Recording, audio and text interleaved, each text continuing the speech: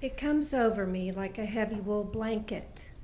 It feels warm at first, but then the denseness feels like an overpowering pressure that just stops me in mid-breath.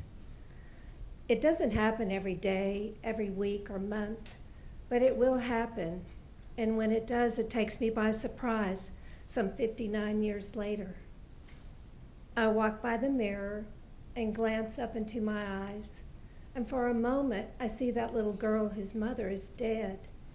She didn't go missing or get lost or move away. She left me in the most permanent of ways. My mother died of a brain tumor when I was 4 years old. No one wants to be that girl without a mother. No one wants to be singled out in such a brazen way with pitying glances and pats on the head. No one. She's in a better place now, they said. She's out of pain. I try never to say those phrases to anyone who's hurting, but I know I have. They slipped out of me because I didn't know what else to say. Me not know what to say? This is my area of expertise, but still, my words fall silent. I remember hearing, she's in a better place, but inside I was screaming, isn't her better place with me? Wouldn't she rather be with me? Me? Us. I've been saying me and I, but in reality there was an us. My dad, my brother, and I. I was 4 and my brother was 8 when our mother died. I know my brother still feels the effects of growing up without a mother. I will have to let him have his own story. But I wanted to acknowledge us, even though no matter how many are affected, it always comes down to one, the me in all of us. Pink spongy rollers and pin curls. My dad tried. He tried to keep me clean and dressed, my hair looking presentable.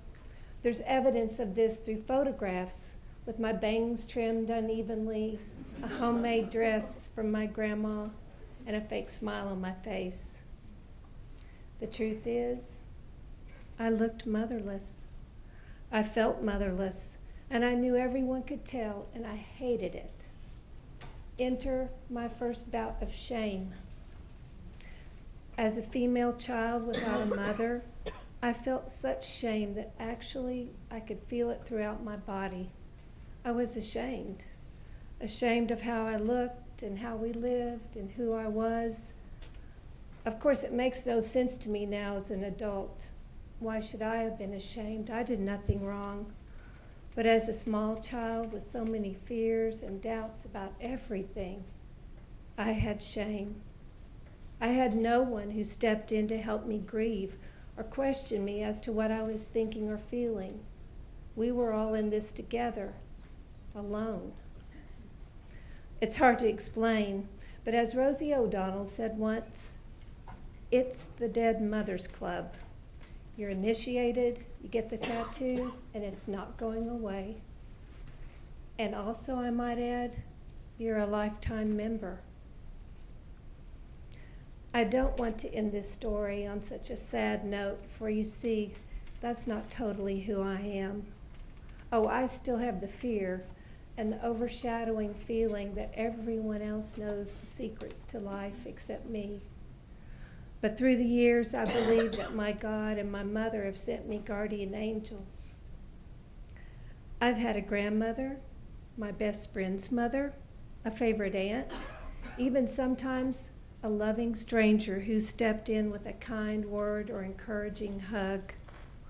I've been blessed with daughters of my own and the best girlfriends in the world.